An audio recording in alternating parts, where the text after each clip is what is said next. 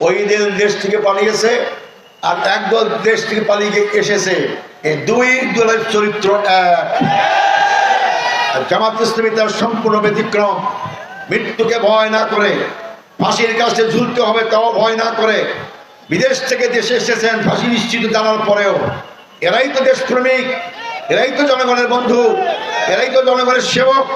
আমরা সেই দল করি। আমরা আল্লাহ ছাড়া কাউকে ভয় পাই না। এখন শুনি নির্বাচনে নাকি আপনাদেরকে অনেকে ভয় দেখায়, অমুক মার্কায় ভোট না দিলে খবর আছে ইত্যাদি। আপনারা কি ভয় পান?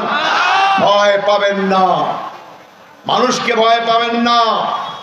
এই ভয় পাওয়ার বিরুদ্ধে যদি লড়াই করতে হয়, আমার কর্মীকে একটা যদি হাত তোলে এর বিরুদ্ধে আন্দোলন করে তুলবো, এর জন্য আমাকে শহীদ হতে হয়, আমি প্রথম শহীদ হব ইনশাআল্লাহ। আপনারা আমার সাথে থাকবেন, আমার দাঁড়িপাল্লার সঙ্গে থাকবেন ইনশাআল্লাহ। কেউ আমাদেরকে পরাজিত করতে পারবে না।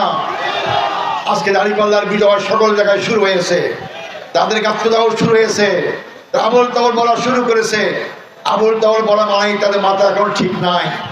মাথা ঠিক থাকে না কার? যাদের জনসমর্থন চলে যায়। এই জন্য আপনারা এগিয়ে যান, ভারতের নিশ্চিন্তে নির্বিঘ্নে ভোট কেন্দ্রে যাবেন, দাঁড়িপাল্লা আমার কাছে সিল মারবেন, আর একটা ভোট দিতে হবে, হাত পক্ষে তীক্ষ্ণ দিতে হবে। এই দুইটা ভোট দিলে আগামী নির্বাচন দিতে হবে ইনশাল্লাহ। 12 তারিখের পর নতুন বাংলাদেশ হবে, নতুন সূর্যোদয় হবে, নতুন ভাবে এগিয়ে যাবে। আমরা সম্পূর্ণ দুর্নীতিমুক্ত, চাঁদাবাজ মুক্ত, দখলদার মুক্ত, আধিপত্যবাদ মুক্ত, স্বাধীন সার্বভৌম বাংলাদেশ জাতির সামনে উপহার দেব ইনশাআল্লাহ। সংগ্রামী ভাই বন্ধুগণ, এই জন্য আমি আপনাদের কাছে বলতে চাই, আপনারা দুইটা ভোট দিতে হবে। এই জন্য সকাল সকাল যাবেন। আমি আপনাদের অনুরোধ করব, 5 বছর পর যে নির্বাচন সুষ্ঠুভাবে আশা করি, সেই জন্য আপনাদেরকে 11 তারিখ রাত থেকে মহল্লায় পাহারা দেবেন। কারা দুষ্কৃতিকারী আপনার মহল্লায় ঢোকে তাদের ধরবেন, পুলিশকে সমর্থন করবেন। 11 তারিখ রাত থাকবেন, ভোরবেলায় ক্যাম্পে যাবেন, ইলেকশনের ক্যাম্প যেখানে হবে সেখানে যাবেন, ভোট গণনা হবে। আমাদের বিজয় নিশ্চিত হওয়ার আগ পর্যন্ত ভোট কেন্দ্র থেকে বাড়িতে ফিরে আসবেন না, এবং আমরা ফলাফল নিয়ে আমরা ইনশাল্লাহ দাঁড়িপাল্লার বিজয় হবে ইনশাল্লাহ।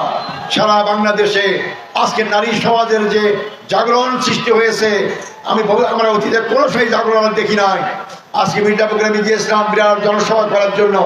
তার আগে সকালে বিরাট নারীদের মিছিল হয়েছে। কেউ বলে 15,000, 20,000, 30,000 এত নারী হয়েছে একটা উপজেলাতেই। আবার রংপুরে আসার সময় মিছিল দেখলাম, শুনলাম দূর থেকে নারীদের মিছিল। বেলাল ভাই এলাকায়, সদর এলাকায় হাজার হাজার মহিলারা রাজপথে নেমেছে সন্ত্রাস দুর্নীতিবাজদের বিরুদ্ধে। নারীদের অপমাননা করে তার বিরুদ্ধে আজকে নারী সমাজ নেমেছে। এই জন্য তারা আজকে নারীদের মধ্যে মিথ্যা ছড়াচ্ছে। মিথ্যা কথা বলে পার পাবেন না। তাই সংগ্রামী ভাই বন্ধুগণ, আপনাদের আমি অনুরোধ করব, এই জন্য আপনারা আগামী 12 তারিখে ভোট কেন্দ্র পাহারা দেবেন। আমরা ভোট চুরি করব না, কিন্তু কাউকে ভোট চুরি করতে দেব না। আমরা ব্যালট বাক্স ছিনতাই করব না, কিন্তু কাউকে ব্যালট বাক্স ছিনতাই করতে দেব না। আমরা চাই বাংলাদেশ গণতন্ত্রের পথে এগিয়ে যাক। আজকে বাংলাদেশের দুর্গতি তার অনেকগুলো কারণের মধ্যে পারিবারিক তন্ত্রের চর্চা, পরিবারতন্ত্র থেকে দেশকে বেরিয়ে আসতে হবে। যদি আপনি দেখেন রাজার ছেলেই রাজা হবে, পরিবারের সদস্যরাই দলের নেতা হবে, দেশের নেতা হবে, এইখান থেকে বেরিয়ে আসতে হবে।